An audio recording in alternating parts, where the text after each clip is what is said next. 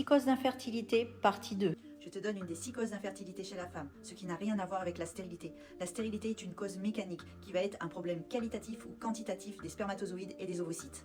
Les conseils que je te donne ne devront en aucun cas se substituer au traitement et au suivi que tu peux avoir avec ton médecin. Un bébé va chercher un lit doux et confortable, bien chaud, parce qu'il sait qu'il va être là pendant plusieurs mois. Il ne fera jamais son nid dans un ventre froid avec des organes gelés.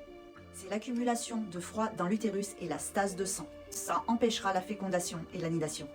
L'embryon a besoin de chaleur dans l'utérus pour s'implanter et de nombreuses femmes, par leur comportement et leur mode de vie, vont générer du froid dans leur ventre sans le savoir. La stase de sang, c'est la congélation, le fait que ça gèle et que ça bloque. Et tu le sais, pour une nidation, il faut vraiment beaucoup de sang et il faut que tout ça circule. Ces femmes auront des règles qui sont foncées avec peut-être des caillots, des douleurs dans le bas-ventre qui vont être augmentées à la palpation. 3 solutions qui peuvent aider à ne plus avoir ce froid dans tes organes. L'acupuncture avec la moxibustion. L'utilisation de moxa, qui est de l'armoise, va réchauffer l'intérieur du corps. Une des deuxièmes solutions va être la façon dont tu peux t'habiller. Il faut faire attention de ne pas prendre froid et de ne pas avoir le ventre à l'air.